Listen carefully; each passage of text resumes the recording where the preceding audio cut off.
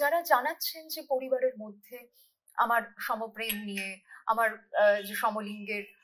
যে সম্পর্ক তাই নিয়ে ভীষণ গোলমাল চলছে, অ্যাস্ট্রোলজি নিয়ে চর্চা চলছে, অ্যাস্ট্রোলজারের কাছে যাওয়া চলছে,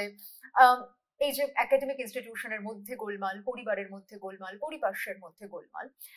এই গোলমালের একটা বিরাট অংশে রয়ে যাচ্ছে রত্নাবলীদি আমরা বড়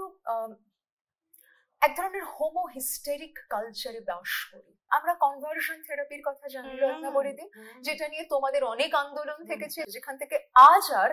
মানসিক স্বাস্থ্যকর্মী হিসেবে, মনোবিদ হিসেবে বা মনোরোগ চিকিৎসক হিসেবে কেউ যদি এমন কোনো পদ্ধতি প্রয়োগ করেন, প্লিজ সবাই শুনুন, যদি কেউ করেন যেখানে আপনার ওরিয়েন্টেশন বদল করবার দিকে আপনাকে ঠেলে দেওয়া হচ্ছে, সেই মানুষটির রেজিস্ট্রেশন ক্যান্সেল হতে পারে, তার চিকিৎসার অধিকার কিন্তু চলে যাবে। যিনি বলছেন যে আমার মা বারবার অ্যাস্ট্রোলজারের কাছে যাচ্ছেন, তার মনে হচ্ছে যে কিছু ভাবে কারেক্ট করিয়ে দেওয়া যায় কিনা, এই মনে করাটার মধ্যে গোলমাল আছে। আদতে ওই মানুষটির এই নির্বাচনে কোথাও কোনো গোলমাল নেই। আমি মাকে বলতে পারি, মা তুমি বুঝতে পারছি, মানতে পারছো না, তোমার কষ্ট হচ্ছে, তুমি তোমার মতন চেষ্টা চালিয়ে যাও, কিন্তু তাতে না মা ওই অর্থটা তোমার জাস্ট চলে যাচ্ছে, কারণ আমি না এটাই থাকবো। ঠিক যেরকম মা তুমি হাজার অ্যাস্ট্রোলজারের কাছে গেলেও আমি না আর লম্বা হতে পারবো না, এটাও বদলাবে না, এটাও এরমই থাকবে।